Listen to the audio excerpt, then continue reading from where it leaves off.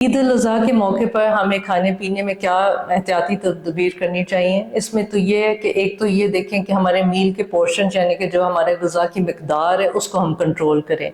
بہت زیادہ heavy meals ایک ٹائم پہ نہ لیں، کنٹرول طریقے سے اپنے صبح دوپہر شام کے کھانوں کو ڈیوائڈ کریں اور لیں. اس میں یہ بھی ضروری ہے کہ ہم صرف گوشت پہ اور نان روٹی پہ فوکس نہ کریں، ہم سلاد کا استعمال ضروری کریں، یعنی کہ اپنی میجر پورشن جو ہے پلیٹ کا اس میں سلاد سبزی زیادہ ہو اور گوشت کا پورشن اور روٹی نان کا پورشن کم ہو. اس کے علاوہ ساتھ آپ دہی کا استعمال کر لیں، کوئی چنے یا دال کا استعمال کر لیں، لیکن بہت زیادہ ہم ریڈ میٹ پہ فوکس نہ کریں. اور اگر لے بھی رہے ہیں میٹ وغیرہ تو ہم کوشش کریں کہ اس کو بہت زیادہ بھون کے مت پکائیں، یا گرل کر لیں یا بیک کر لیں، یا ہم جیسے باربیکیو کرتے ہیں اس طرح ہم استعمال کر لیں، بجائے یہ کہ ہم اس کو بھون کے استعمال کریں. سیکنڈلی یہ کہ ہم اپنی واک یا جو ریگولر ایکسرسائز ہے اس پہ بھی زیادہ فوکس کریں، اس کو چھوڑیں نہ.